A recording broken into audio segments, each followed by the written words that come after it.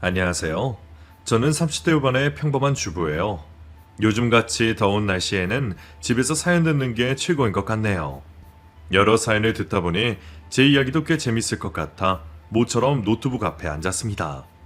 제가 드릴 사연은 지금의 시어머니가 아닌 이혼하고 인연이 끊겼던 전 시어머니의 만행과 시원하고 통쾌한 포복절도 반전 복수 이야기입니다. 무더위를 날릴 시원한 이야기이니 끝까지 들어주시고 함께 웃어주세요. 남편과 인연이 된 계기는 친구의 소개팅이었어요. 자기 오빠와 제가 어울릴 것 같다며 만남을 주선해서 사귀게 되었죠. 그이는 저처럼 평범한 회사원이었고 성격도 저와 비슷하게 내향적이어서 여러모로 맞는 게 아주 많았답니다. 2년의 연애 끝에 결혼을 하기로 했는데 상견례하기 일주일 전에 예비 시댁에 처음으로 가서 시댁 식구들을 만났답니다. 친구는 저를 반갑게 맞아주었는데 예비 시어머니는 불만 그득한 얼굴로 저를 대하셨어요. 직업이 간호사라고? 네, 어머님. 대학병원에서 일하고 있어요. 의사면 좋았을 텐데. 내 아들 정도 인물이면 의사도 마다하지 않을 거란 말이지?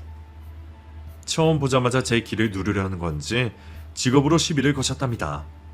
그러자 신우이자 친구인 미정이가 엄마, 요즘 간호사가 얼마나 잘 보는데 오빠보다 훨씬 잘 번다고. 라며 제 편을 들어주었는데 시어머니는 여자가 남자보다 잘 벌어서 좋을 게 뭐가 있느냐.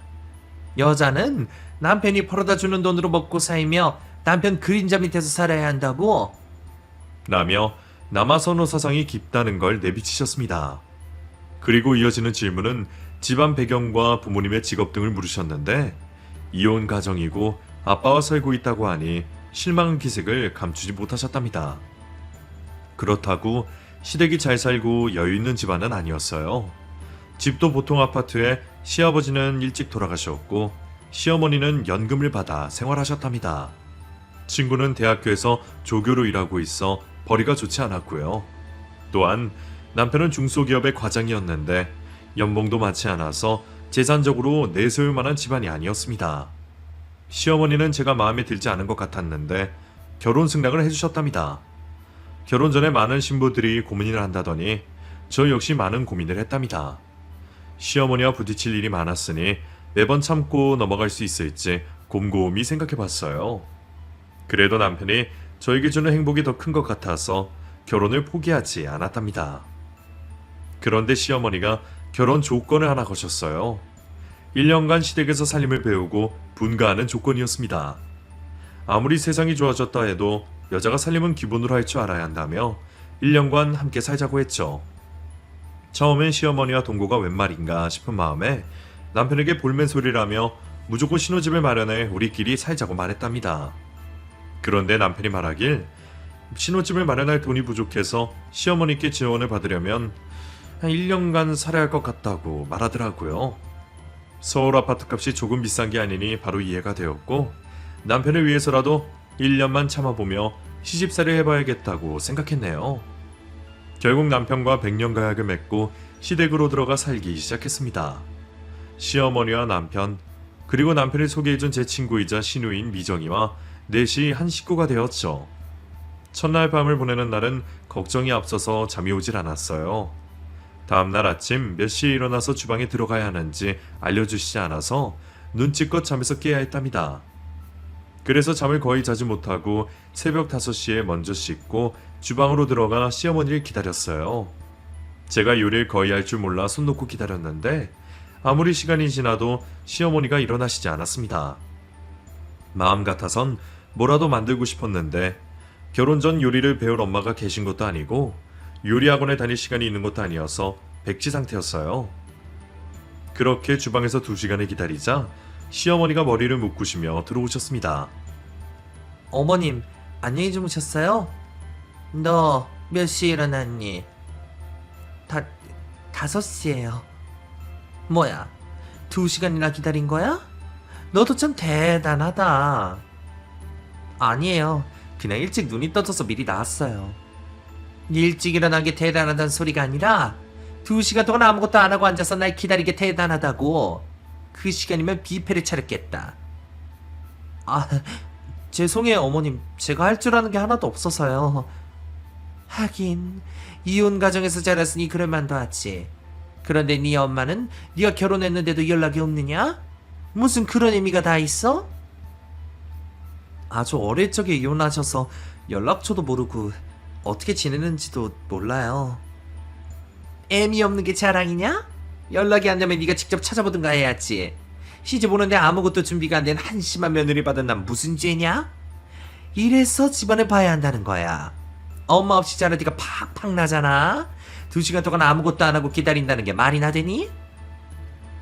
첫날부터 시어머니의 공격이 시작되었고 저는 어떻게 해야 할지 몰라 고개만 푹 숙이고 있었답니다.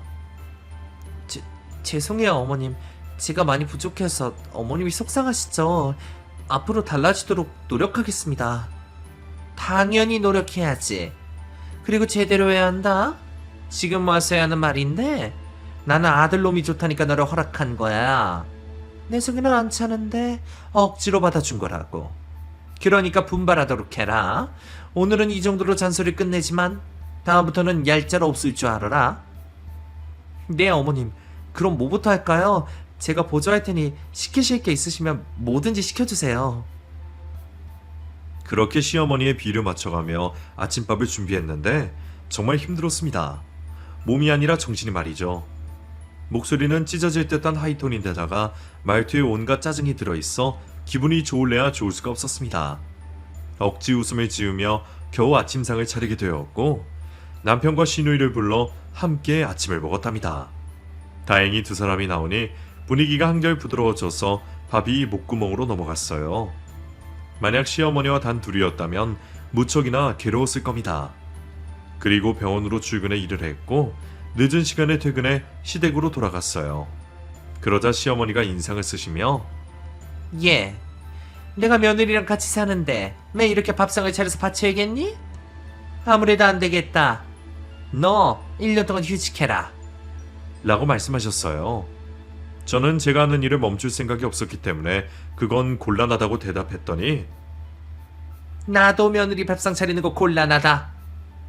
라며 받아치셨습니다. 며칠 동안 휴직하라고 보채고 화내고 짜증을 부리시는 바람에 제 입장이 난처해졌죠. 남편은 제 편을 들어주며 엄마, 간호사는 공백이 생기면 나중에 힘들어져요. 게다가 집사람은 간호사에 대한 자부심이 매우 크다고요. 죄송하지만 엄마가 양보 좀 해주시면 안 될까요? 라고 말해주었습니다. 그러자 옆에 있던 시누이 미정이가 오빠, 그건 아니지. 엄마가 식모도 아닌데 며느리 밥까지 차려주게 생겼어? 내년에 신혼집 공짜로 받아가려면 연주가 고생을 좀 해야 공평하지. 라며 시누이 행세를 하더라고요. 믿었던 친구가 그런 모습으로 저를 대하니 당황스러웠어요. 친구끼리 옳게 시누이 사이가 되면 안 된다더니 그 말이 맞았습니다. 제가 알던 미정이의 모습은 온데간데 없고 까칠하고 얄미운 시누이만 보였답니다. 시어머니와 시누이의 휴직하라는 공격은 계속되었고 결국 두 손 두 발을 다 들고 말았어요. 눈물을 머금고 휴직서를 제출하고 시집살이를 시작하게 되었죠. 그러자 시어머니는 새벽부터 늦은 밤까지 저에게 많은 일을 시키셨답니다. 하루에 몇 가지 음식을 배우고 익혀서 좋긴 했는데 그걸 치우는 건 오롯이 저의 몫이었고 집안의 모든 일이 제가 해야 할 일이었어요. 청소와 빨래는 기본인데다 냉장고 청소도 매일 해야 했고 화장실과 시어머니 방, 시누이 방까지 광이 나도록 닦았답니다. 그중 시누이 방은 진짜 과간이었어요. 지저분한 여자가 많다지만 이렇게 심한 여자는 처음 봤습니다. 이불을 개지하는 건 물론이고 뱀이 허물 벗고 나온 것처럼 빨랫감이 여기저기 너저분하게 깔려 있었어요. 심지어 침대 밑에서 양말과 속옷이 즐비하고 있었답니다. 게다가 냄새는 얼마나 심한지 아무리 깨끗이 청소하고 환기를 시켜봐도 고약한 냄새는 쉽게 빠지지 않았어요. 시누이는 외출할 때 향수를 범벅이고 나가기 때문에 더러운 냄새와 향수가 섞여 굉장히 역한 냄새가 진동했답니다. 그런 일상을 보내는 게 무척이나 짜증나고 힘이 들었는데 시어머니와 시누이는 하루가 다르게 톡 쏘는 말에 해댔답니다. 너는 한 달이 지나도록 시엠이랑 시누이 숟가락도 구분하지 못하냐? 내 거는 나뭇잎 모양이 새겨진 것이고 네 시누이는 과일이 새겨진 거라고 몇 번의 말에 알아듣겠니? 아, 죄송해요 어머님. 자꾸 헷갈려서요. 연주야, 집에서 놀면서 그런 거 하나 구분할 줄 모르는 게 말이 되니? 너 그 정신으로 어떻게 병원에서 간호사 노릇을 한 거야? 미안해 미정아. 어디 시누이한테 반말을 해? 깍듯하게 아가씨라고 불러야지. 도대체 어디서부터 널 가르쳐야 되냐? 진짜 애미 없이 자란 티 좀 그만 내면 안 되겠냐? 신우이는 저에게 끝까지 반말을 했는데 저에게만 모진 말씀을 하셨습니다. 요즘 내로남불이라는 말이 있잖아요. 내가 하면 로맨스, 남이 하면 불륜. 이 말처럼 시댁 식구들이 하는 건 모두 옳고 제가 하는 건 죄다 잘못된 행동이라고 일렀습니다. 그리고 시어머니가 매번 청소 검사를 하셨어요. 저에게 시비를 걸려고 작정하셨는지 꼬투리 하나를 잡으면 하루 종일 혼이 나야 했답니다. 하루는 저희 방에 들어오셔서 서랍장을 열어 속옷을 확인하시더라고요. 선을 넘는 행동이지만 꾹 참고 기다렸죠. 그런데 시어머니가 불같이 화를 내시며 야, 누가 남편 속옷 이제 네 속옷을 올려두래? 감히 내 아들을 밟은 거야? 라고 말씀하시는데 도통 무슨 의미로 하는 말인지 이해되지 않았답니다. 어머님, 속옷도 위아래가 있는 건가요? 전 그냥 생각 없이 넣어둔 거예요. 그러니까 네가 그 모양인 거야. 남편의 그늘 아래서 살아야 하는 게 아내라고 말했잖아. 그런데 네 속옷이 남편을 깔고 앉아있으면 되겠니? 안 되겠니? 이런 말도 안 되는 것에 혼이 나야 했죠. 저는 마음속으로 1년만 참으면 분가에서 벗어날 수 있으니 괜히 말대답하거나 대들지 말자고 되뇌었어요. 하루하루가 끔찍했지만 훗날을 생각하며 인내했죠. 결혼 4개월 차가 되었을 때는 해탈의 경지에 올랐어요. 어지간한 막말은 귀에 들리지도 않았답니다. 그런데 시어머니가 덜하는 날이면 시누이가 저를 못살게 굴었어요. 자기 옷장에서 티셔츠를 꺼내 입었는데 저에게 다가와 화를 냈답니다. 야, 내가 티셔츠도 다림질해야 된다고 말했지. 난 구김 있는 옷을 안 입는다고 했잖아. 게다가 손빨래도 아닌 세탁기로 들린 거야? 티셔츠 목이 다 늘어났잖아. 이게 얼마짜리인 줄 알아? 아가씨, 이거 그냥 면티잖아요. 세탁기로 빨아도 된다고요. 그리고 누가 이런 반팔티를 다림질해서 입어요. 이게 어디서 말대답이야. 난 다른 사람들과 다르다고 했지. 내 삶의 방식이 따로 존재한다고 했잖아. 이거 목이 심하게 늘어나서 못 입게 생겼으니까 똑같은 거로 네가 사와. 아가씨, 억지 좀 그만 부려요. 이 티셔츠 산지 오래되어서 목이 늘어난 거잖아요. 시누이는 자기가 연예인이라도 되는 양 모든 옷을 다려달라고 했고 자기 옷은 죄다 손빨래를 해달라는데 너무 말같지 않아서 무시하고 세탁기로 돌렸답니다. 제가 시누이의 말을 받아치니 시어머니가 가만히 있지 못하고 저에게 삿대질을 하며 야 이년아, 이 옷을 열어보게. 어디 시누이 하는 말에 돌을 달아? 세탁기로 빨래를 하면 옷이 망가지니까 손으로 빨아달라는 게 잘못된 거냐? 그리고 여자는 옷이 날개란 말 몰라? 구김살 있는 옷 입고 나가면 내 딸 기분이 좋겠어? 그깟 다림질 좀 해달라고 했다고 인상 쓰는 거 봐라. 애미 없는 것들은 나 너처럼 일일이 다 따지고 드냐?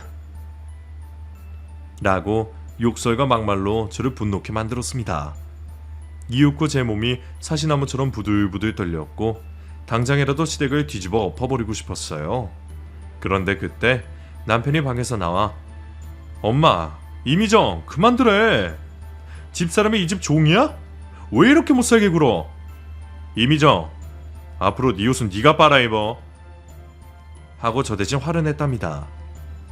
그러자 끓어오르던 화가 주춤하며 내려갔고 두 모녀는 남편 눈치를 보다가 각자의 방으로 들어갔네요. 가끔 남편이 그런 상황을 목격하면 언성을 높이자 시어머니는 그이가 안 보일 때만 저를 쥐잡듯이 잡았네요. 게다가 욕설까지 보태가면서 막말을 하니 점점 한계에 도달했습니다. 시어머니와 단둘이 집에서 점심을 먹는데 숟가락을 들자마자 욕부터 하셨답니다. 아 진짜 애미 출타한 거 티내느냐 오살하려나? 여기 숟가락이 얼룩 안 보여? 네? 어머님, 그건 그냥 물자국이잖아요. 그러니까 물자국을 왜 안 지웠냐고. 설거지를 하고 나면 마른 행주로 깨끗이 닦으라고 했잖아. 아마 재벌집 며느리도 이 정도로 힘들진 않을 것 같았습니다. 괜한 트집을 잡는 게 주특기였으니 한시도 가만히 있지 않고 찢어지는 목소리로 저를 괴롭혔어요. 저도 사람인지라 인격을 모욕당하는 기분이 들어 아무 대답하지 않고 가만히 앉아 있었습니다. 왜 대답을 안 해? 시애미가 일러주면 네 알겠습니다 하고 반성하는 자세를 보여야 할 거 아니야? 너 내 말이 우스워? 시애미가 만만한 거냐고? 죄송합니다 어머님. 앞으로 숟가락에 얼룩 보이지 않게 잘 닦을게요. 진짜 그렇게 나올 것이지. 어디서 감히 내 말을 씹어. 너 밥 먹고 안방에 침대 위치 좀 바꿔놔라. 요즘 햇빛 때문에 낮잠을 못 자니까 화장대랑 위치를 바꾸도록 해. 네? 저 혼자서요? 주말에 오빠랑 옮기면 안 될까요? 이게 또 지 사방을 부려먹으려 하네? 내가 뭐라 그랬니? 남편은 바깥일만 신경 쓰고 집안일은 마누라인 네가 책임져야 한다고 했지? 그깟 침대 하나 옮기는 게 뭐가 힘들다고 남편을 찾아? 하지만 제 힘으로 침대를 어떻게 옮겨요? 그럼 어머님이 도와주시면 되겠네요. 뭐야? 시애미한테 그런 허드렛 일을 하라고? 미치지 않고서야 그따위 말을 시애미한테 할 수 있냐? 그리고 침대를 힘으로 옮길 생각하지 말고 머리를 써서 옮기면 충분히 혼자 살 수 있다. 나도 네 나이 때는 침대가 아니라 냉장고도 혼자 옮기고 그랬다고. 시어머니의 말 같지도 않은 소리에 뭐라 대답할지 몰랐어요. 그래도 일단 시도는 해보겠다고 말하고 안방으로 들어갔습니다. 하지만 저 혼자 침대를 옮기는 건 머리를 쓴다고 될 일이 아니었어요. 시어머니는 그저 저를 힘들게 하고 싶어서 이 같은 일을 시키신 게 뻔했죠. 조금 생각을 하다가 시어머니를 이겨버릴 생각으로 몇 시간 동안 낑낑대며 침대와 화장대 위치를 옮겼답니다. 그러자 시어머니는 야, 대단하다. 시킨다고 이걸 옮기나? 미련 곰탱이가 따로 없네. 어쨌든 수고했다. 이제 시장 봐와서 저녁 준비나 해라. 라며 저를 분노하게 만들었답니다. 하지만 해탈의 경지를 찍은 제가 할 수 있는 건 참는 것이었고 앞으로 6개월을 더 버티고 이 지옥 같은 시집에서 나가는 것이었습니다. 시간은 조금 더 흘러 결혼 9개월 차가 되었어요. 이제 석 달만 지나면 분가해서 산다는 희망으로 웃으며 지내려고 했었습니다. 하지만 시어머니와 시누이의 공격은 점점 드세졌고 저도 많이 지쳐갔어요. 어느 날 자고 일어났더니 머리카락이 한 움큼 빠져서 너무 놀라 병원에 찾아갔더니 스트레스성 탈모라고 하더군요. 그뿐만 아니라 속이 더부룩해서 임신인가 해서 산부인과를 찾아갔더니 내과 진료를 받으라고 했답니다. 그리고 내과에서는 위궤양이 심하다며 약을 처방해 주었어요. 이렇게 시집살이의 스트레스를 받으며 살다 보니 몸에 적신호가 켜진 거죠. 저는 더 이상 이렇게는 못 지낼 것 같아 남편에게 분가를 서두르자고 말했답니다. 그러자 그이가 시어머니께 분가하겠다고 말씀드렸더니 돌아온 건 저에게 내뱉는 막말과 욕설이었어요. 이 오살을려나. 네가 내 아들 꼬셔서 이 집에서 빨리 나가자고 했다며? 나 때문에 스트레스 받아서 못 살겠다고 했다면서? 이게 아주 불려시가 따로 없네. 뒤에서 시엠이 욕하는 게 재밌었니? 어머님, 그게 아니라 제가 이 집에 살면서 어머님과 아가씨가 기분 상하는 일이 많으니 나가겠다는 거예요. 어머님이 제 얼굴만 보면 화가 나시는 것 같아 피해드리는 게 낫겠다고 판단한 거라고요. 인연이 어디서 시엠이랑 시누이 핑계를 대. 내가 널 보면 기분 더러워지는 건 맞다만 그렇다고 집을 나가겠다는 게 말이 되니? 네가 내 마음에 쏙 들도록 노력해야겠다는 생각은 못한 거야? 이래서 애미 없이 자란 것들은 상종을 말아야 해. 어머님, 말씀이 너무 지나치세요.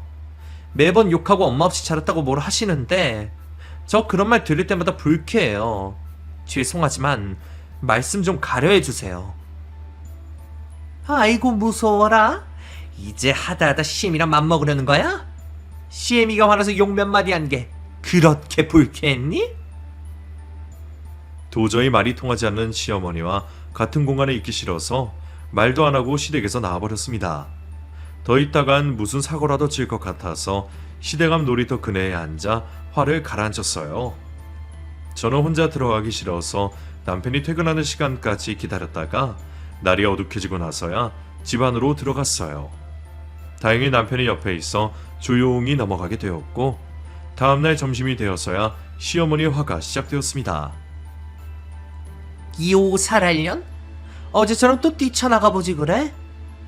어제는 제가 너무 화가 나서 그랬어요. 제가 사과를 하지 않자 불쾌했는지 그래서 지금 시애미한테 짜증내는 거냐? 잘못했다고 빌어도 모자랄 판에 고개 빳빳이 들고 화나다고 광고하는 거야? 라며 언성을 높이셨어요. 저는 그 말에 대답하지 않고 고개를 숙여 밥을 먹기 시작했습니다.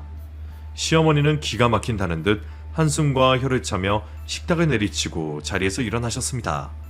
그래도 전 아랑곳하지 않고 사과하지 않았고 먹던 밥을 계속 먹고 있었어요. 넌 그게 목구멍으로 넘어가느냐? 이 시애미 기분 잡치게 해놓고 꿀떡꿀떡 넘어가냐고? 기분 나빠도 어쩌겠어요. 조금 있으면 어머님이 종초름 부리실 텐데 든든히 먹어둬야죠. 저의 달라진 태도에 놀랐는지 한참 동안 저를 내려다보고 계셨답니다. 계속해서 밥을 먹는 제가 얄미웠는지 저에게 다가와 제 머리를 잡더군요. 그리고 먹고 있던 국그릇에 제 얼굴을 쳐박았습니다. 이윽고 김치찌개를 얼굴에 뒤집어 쓴 저는 고개를 들어올리며 이게 뭐하는 짓이에요? 하고 목에 핏대를 세우고 고함을 찔렀습니다. 이게 어디서 큰 소리야? 시애미를 물러보길래 벌 좀 줬다. 진짜 지긋지긋하네. 이런 년이랑 계속 엮이느니 이혼을 하고 말지. 뭐? 너 지금 뭐라 그랬어? 나한테 년이라고 했냐? 그래, 이 오살할려나. 너만 욕할 줄 아니? 거지 같은 게 심호로 걸려가지고 머리털 빠지고 위궤양까지 걸렸는데 이제 이런 막대먹은 짓까지 하는 년하고는 더 이상 고부 사이로 지내기 싫어. 어머머머, 얘가 진짜 돌았나 보네. 너 지금 제정신이야? 이에 저는 분노를 더 표출하려고 제가 얼굴에 담근 김치찌개를 시어머니 면상에 뿌렸습니다. 저와 똑같이 빨갛게 물들자 경악하는 비명을 지르더군요. 야, 이 또라야. 아주 막 나가겠다는 거냐? 그래? 지금 이 순간부터 당신은 내 시어머니가 아니야. 이혼할 마음 먹었으니까 남남이라고. 시어머니는 제 눈빛에 쫄았는지 아무 말도 못하고 멍하니 서 있었어요. 저는 콧방귀를 끼고 짐을 싸들고 시댁에서 나와버렸죠. 친정에 가서 아빠한테 그동안 시집살이를 어떻게 했는지 이야기하고 이혼하겠다고 하니 엄청 속상해하셨고 당장 시어머니의 머리채를 뽑아버리겠다며 나가시는 걸 겨우 말렸답니다. 그날 밤 남편이 상황을 모두 알아채고 친정으로 와서 용서를 빌었는데 저는 그이에게 더 이상은 싫어. 당신 엄마랑 동생이랑 엮이느니 이혼하는 게 100번 나. 당신이 두 사람을 평생 보지 않고 산다면 이혼은 다시 생각해볼게. 라고 통보했습니다. 남편은 연신 미안하다고 말했지만 시댁 식구들과 인연을 끊겠다는 말은 하지 않더라고요. 결국 미안해하며 제가 내민 이혼 서류에 도장을 찍고 남이 되었답니다. 그날 이후 시어머니와 시누이를 보지 않게 되어서 속이 후련했고 앞으로 평생 우연히도 마주치지 않기를 속으로 빌었답니다. 그렇게 지옥에서 탈출하고 다시 병원의 복직에서 간호사로 일하게 되었어요. 이혼녀란 소문은 순식간에 퍼져갔고 병원 사람들 입에 자주 오르내렸죠. 이혼이 흠이 아니라고 하지만 뒤에서 욕하는 소리가 자주 들려왔어요. 제가 큰 잘못이라도 한 것처럼 결혼생활 1년도 못 버틴 악녀라고 소문이 났더라고요. 그런 말에 휘둘리면 저만 나약해질 것 같아 못 들은 채 하고 제 할 일만 성실히 일하며 보냈답니다. 그런데 얼마 뒤 다른 진료과의 의사선생님이 저에게 문자를 보내셨어요. 내용은 저한테 관심이 있다며 밥 한 끼를 먹자는 이야기였죠. 저는 그 문자를 보자 화가 났습니다. 이혼이라고 소문이 나니 저를 만만하게 보고 접근하려는 것 같았죠. 그래서 꺼지라고 답장을 보냈답니다. 그런데 이튿날 그 의사 선생님이 제가 일하는 곳으로 와서 말을 걸더군요. 이현주 간호사님, 어제 제 문자를 받고 꺼지라고 하셨는데 제가 그렇게 싫으신 건가요? 이봐요, 박 선생님. 제가 이혼했다는 걸 빌미를 어떻게 해보려고 수작 부리는 걸 제가 모를 줄 알았어요? 사람이 왜 그러세요? 의사면 어떤 여자를 막 꼬실 수 있을 거라고 생각하셨나요? 저의 분노에 놀랐는지 박 선생님은 버벅거리며 아니에요. 이현주 간호사님한테 수작을 부리다뇨. 저는 진심으로 간호사님을 좋아해서 연락한 거예요. 이혼하신 이야기를 듣고 기회를 잡고 싶었다고요. 그런데 기분이 언짢았다니 너무 죄송합니다. 라고 우스에 찬 눈빛으로 말했답니다. 그제야 저는 오해를 한 것 같아 아, 그런 거예요? 그런데 선생님 결혼하시지 않았나요? 라고 물었더니 2년 전에 이혼했다고 하더군요. 그리고 저처럼 뒤에서 욕하는 동료들이 많았다며 제 심정을 헤아려 주셨죠. 그렇게 박 선생님의 진심을 알게 되어 데이트를 하게 되었고 바로 연인이 되었답니다. 이혼한 지 2달 만이라 빠른 감이 있긴 하지만 세상 사람들 눈치 보고 사는 건 그만하고 싶어서 마음 가는 대로 움직였죠.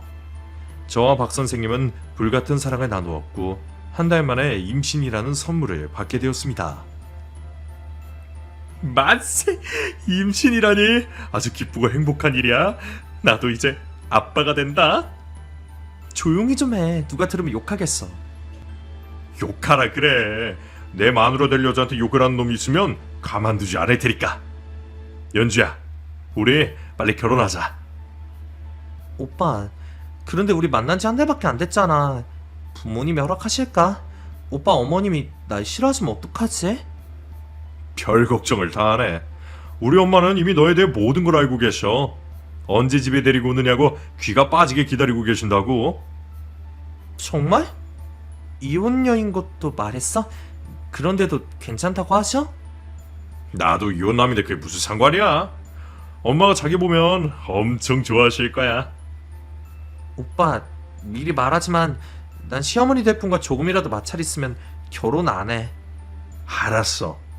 마찰이 생길지 안 생길지는 만나보면 알 거야. 그렇게 며칠 뒤 오빠를 따라 예비시댁에 가게 되었습니다. 시부모님은 저를 보시자마자 한박 웃음을 지으셨고 임신한 귀한 몸이니 가만히 앉아서 쉬라고 하셨답니다. 친절을 얼마나 많이 베풀어 주시던지 민망해서 혼났네요. 두 분을 몇 번 더 찾아뵀는데 정말 좋은 무드 같았습니다. 말씀 한마디를 하시더라도 매우 예쁘고 아름답게 해주셔서 제 마음이 편안했고 결혼을 해도 되겠다는 결심이 있었어요. 그래서 얼마 지나지 않아 바로 결혼식을 올리고 남편과 둘이 신혼생활을 시작했답니다. 시어머니는 임신한 저에게 맛있는 걸 해주시려고 자주 찾아오셨어요. 이전 시어머니와는 비교도 안 될 만큼 따뜻하고 좋은 분이셨습니다. 그렇게 시간이 흘러 어느새 만삭의 몸이 되었고 몸을 가누기가 힘들어 집에만 틀어박혀 있었어요. 세아가, 몸이 무거운 건 이해하지만 너무 누워만 있어도 아이한테 안 좋단다. 그러니 엄마랑 시장 한 바퀴 돌고 오는 게 어떻겠니? 제가 너무 게을러졌죠. 이런 모습 보여서 죄송해요, 어머님. 아니다. 나한테 미안할 거 없어. 다만 아이와 네 몸이 조금 움직였으면 좋을 것 같아서 한 말이야. 너무 힘들면 가만히 누워있거라. 아니에요. 저도 바깥바람 좀 쐬고 어머님이랑 맛있는 거 사 먹고 싶어요. 저는 시어머니의 도움을 받아 일어섰고 모처럼 집 밖을 나가 길을 걸었답니다. 선선한 바람과 햇볕을 쬐니 기분이 한결 좋아지는 것 같았고 몸도 가벼워진 느낌이 들었어요. 그렇게 조금 더 걸어 시장 입구로 들어가 저녁에 먹을 장을 보게 되었답니다. 시어머님은 매 끼니마다 크게 신경을 써주셨는데 그날은 오리백숙을 해주시겠다며 고기와 야채를 가득 샀답니다.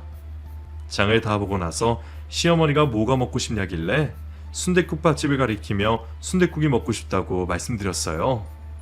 저희는 곧장 식당 안으로 들어가 순댓국을 주문했고 잠시 후 뜨끈한 국물에 밥을 말았답니다. 시어머니가 몇 숟가락 드시자 화장실에 다녀오시겠다고 일어났고 저 혼자 잠시 앉아 밥을 먹었어요. 그런데 등 뒤에서 누군가 저를 부르더라고요. 뭐야, 이 오살알년 여기서 국밥 처먹고 앉아있네. 남의 가정 파탄내고 목구멍으로 그게 넘어가냐? 당신은... 제게 욕을 뱉은 건 다름 아닌 이전 시어머니였어요. 우연히도 마주치길 바라지 않았는데 이렇게 만나니 몹시 당황스러웠답니다. 거의 1년 만에 만났는데 전 시어머니는 괴팍한 모습 그대로였어요. 뭐? 당신? 인연이 아직도 정신 못 차리고 어른한테 당신? 아줌마, 나 아줌마랑 말 섞기 싫으니까 그냥 나가요. 밥 먹는데 방해하지 말고 좀 꺼져 달라고요. 아줌마? 그리고 네 밥 처먹는데 방해되니 꺼지라고? 하, 이게 옛날이랑 변한 게 하나도 없네. 이 오살알년. 잠깐, 너 배가 왜 이러냐? 설마 임신한 거야? 그새 딴 놈이랑 재혼해서 애까지 뺀 거냐? 아주 팔자가 늘어졌네. 내 아들은 너랑 이혼하고 우울증에 걸려서 정신과 치료를 받고 있는데 말이야. 이제 보니 아주 걸레짝이 따로 없구나. 하긴 눈이 쫙 찢어진 게 남자 없으면 못살게 생겨먹었지. 이 오살알려나. 무식한 건 여전하시네. 임산부한테 그따위 막말하면 경찰한테 잡혀가는 거 몰라요? 내가 신고해서 쓴맛을 보여줘야 내 앞에서 꺼질 겁니까? 여기 내 시어머니랑 왔으니까 방해하지 말고 구석에서 밥을 쳐 드시든지 나가든지 하세요. 한마디라도 더 하면 나도 가만히 있지 않을 겁니다. 저는 경고의 말을 하고 고개를 돌렸습니다. 그런데 그때 무식한 전 시모가 제 머리채를 잡았어요. 이년아, 그런다고 내가 겁먹을 것 같으냐? 옛날 생각나게 국그릇에 면상 좀 박아줄까? 목에 힘 빼. 저는 비명을 지르며 놓아달라고 했지만 전 시모는 끝까지 순댓국이 담긴 뚝배기에 제 얼굴을 박으려고 했답니다. 그런데 그 순간 야, 이 우라질려나. 하고 지금의 시어머니가 소리치며 전 시모의 얼굴에 주먹을 날렸어요. 그러자 잡고 있던 제 머리채를 놓치게 되었고 전 시모는 바닥에 힘없이 쓰러졌답니다. 그리고 시어머니가 전 시모의 머리채를 잡고 뚝배기에 얼굴을 담가버렸어요. 이년이 감히 남의 귀한 며느리에게 해코지를 하려고 해? 너 같은 년을 시어머니로 모시고 산 내 며느리 심정을 알겠다. 이 우라질려나. 시어머니는 힘이 얼마나 세던지 전 시모가 꼼짝을 하지 못했답니다. 잠시 후 뚝배기에서 얼굴을 들어올린 전 시모가 이 오살알려는 또 뭐야? 당신 지금 나한테 폭행한 거야. 당장 경찰에 신고해서 콩밥을 먹여주겠어. 라고 욕하며 시어머니를 돌아보는데 두 사람이 눈을 마주치자 똑같이 경악하고 말았습니다. 전 시모는 바로 고개를 돌리고 죄송합니다. 제가 실수했네요. 이만 가보겠습니다. 하고 자리를 뜨렸는데 시어머니가 다시 머리채를 잡으며 너 김말주 맞지?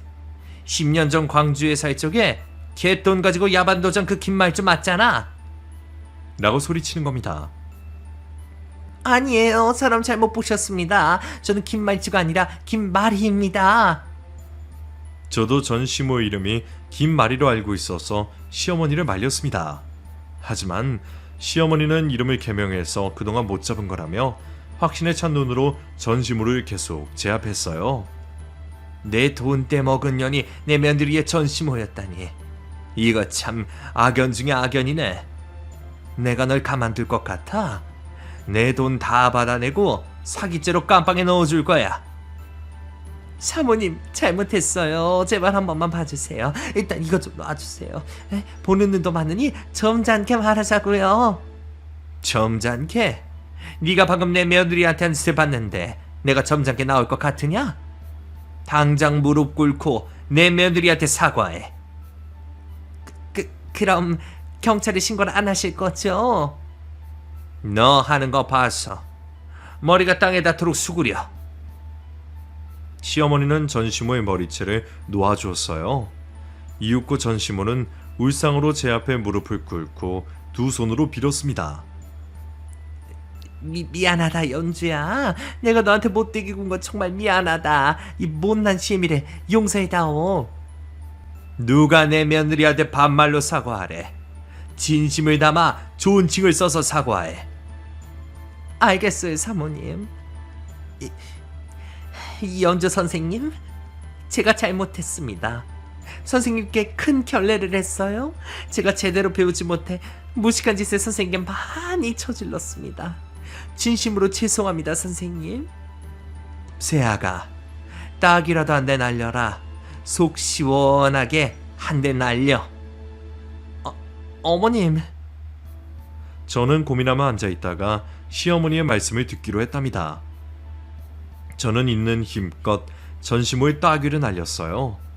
그러자 전시모가 눈물을 흘리며 사죄했어요. 정말 미안합니다, 선생님. 이제 화가 풀리셨나요? 그럼 선생님의 시어머니께 저를 그만 보내달라고 해주세요. 이렇게 빕니다. 어머님, 이제 어떡하죠? 이 아줌마 보내줄까요? 에휴, 무슨 소리냐. 벌써 경찰에 신고했다. 아, 벌써 삐요삐요 소리가 들리는구나. 널 괴롭혔던 인연은 이제 콩밥 먹을 준비를 해야 할 거야. 10년 전에 내 돈뿐만 아니라 마을 사람들의 돈을 다 합쳐 10억은 먹고 뒤었을 거다. 이제 정의가 실현될 시간이니까 세기, 넌 가만히 구경이나 하거라. 그래서 전씩 웃으며 가만히 앉아 구경을 시작했어요.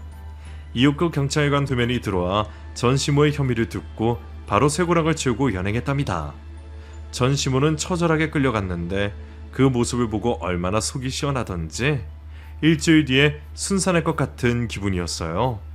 한편 저에게 터프한 모습을 보여준 시어머니는 다시 다정다감한 말투로 세아가, 괜찮니? 아까 저 옆에 내가 네 머리채를 잡았잖아. 머리카락이 많이 뜯긴 것 같구나. 라고 걱정의 말씀을 하셨어요. 네, 괜찮아요. 어머님 덕분에 가슴에 있던 응어리가 쭉 빠지는 기분이에요. 그나저나 어머님 엄청 멋있으세요? 교양 있고 점잖으신 줄만 알았는데 그런 터프함을 숨기고 계셨던 거예요? 부끄럽구나. 사실 내가 젊었을 때 잠시 투포한 선수를 한 적이 있었어. 아직 그때의 힘이 남아있어서 저런 여편애 하나 제압하는 건 식은죽 먹기구나. 여하튼 앞으로 널 괴롭히는 누구라도 내 눈에 띄면 지금처럼 작살을 내줄 거다. 그렇게 시어머니와 웃음을 짓고 순댓국을 새로 주문해서 다시 먹었답니다. 그리고 얼마 뒤 전시모는 갯돈을 빼앗긴 피해자들과 함께 법원에 서게 되었고 징역을 피하지 못했습니다. 갚아야 할 돈도 없는 데다가 죄질도 무척이나 나빠서 판사님이 곧장 교도소로 보내버렸네요. 또 저와 친구였던 신우이 소식을 듣게 되었는데 어처구니가 없었답니다. 사업하는 남자를 잡아서 결혼했는데 낳은 아이가 남편의 친자가 아니어서 사기 결혼으로 고소를 당했다네요. 막대한 위자료를 물어주고 싱글맘으로 고생하고 있답니다. 이렇게 모든 일은 사필기정이라는 말처럼 옳은 이치로 돌아가게 되었죠. 일주일 뒤 저는 아들을 순산하게 되었습니다. 건강하고 손가락 발가락 모두 10개인 아들을 말이죠. 그리고 저는 다시 간호사로 복귀했어요. 남편과 함께 출근하고 퇴근하며 지내고 있답니다. 아, 또 한 가지 소식이 있는데요. 저와 남편 그리고 아들이 시부모님 댁으로 들어가서 살게 되었어요. 시부모님은 거절하셨는데 제가 강력하게 밀어붙여서 3대가 같이 살고 있답니다. 전 시어머니 때문에 이혼했지만 그 덕에 지금의 남편과 현재의 시어머니를 만나게 되어서 다행이에요. 이래서 사람 운명은 정해져 있다고 하는 것 같기도 하답니다. 제 사연은 여기서 마무리해야겠네요. 지금도 괴팍한 시어머니 때문에 고생하는 며느리들께 선물이 되는 이야기였으면 좋겠습니다. 그럼 모두 시원한 여름 보내시고 좋은 하루 보내세요.